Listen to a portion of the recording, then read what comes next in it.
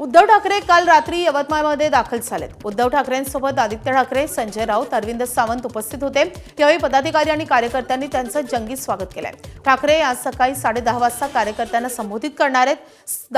6 खासदार शिवसेनेत गेल्यानंतर उद्धव ठाकरे पहिल्यांदाच विदर्भात दाखल होत आहेत। दरम्यान यवतमाळमधील सभेच्या तयारीचा आढावा घेतला आमच्या प्रतिनिधींनी। आपण पाहूयात।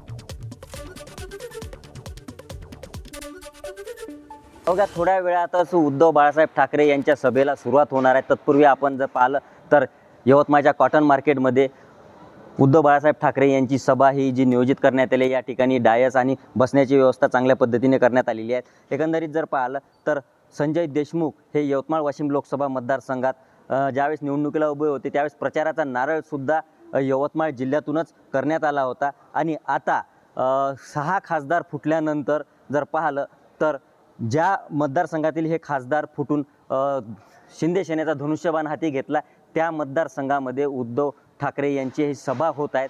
आपण यवतमाळ जिल्ह्यातलं जर पाहिलं तर यवतमाळनंतर वाशिम, हिंगोली, परभणी, छत्रपती संभाजीनगर अशा ह्या सभा पूर्णतः नियोजित करण्यात आलेल्या आहेत। जिल्ह्याच्या राजकारणात आता एकंदरीत जर पाहिलं तर शिंदे गटाकडनं पालकमंत्री संजय देशमुख हे सुद्धा आहे आणि आता संजय देशमुख खासदार हे सुद्धा सोबत आल्यामुळं जर पाहिलं तर जिल्ह्यात शिंदे सेनेची ताकदही वाढलेली आहे। एकंदरीतच फुटून दुसऱ्या शिंदे सेनेत गेलेल्या खासदारांचा काय समाचार आता उद्धव बाळासाहेब ठाकरे आजच्या सभेत घेणार हे पाहणे औत्सुक्याचे ठरणार आहेत। एकंदरीत जर पाहिलं तर आजच्या या सभेमध्ये जो मेहनत पदाधिकाऱ्यांनी संजय देशमुख यांना निवडून आणण्यासाठी केली होती हा आक्रोश या सभेमध्ये निघणार असल्याची शक्यता आहे। निलेश फाळके, ABP माझा, यवतमाळ।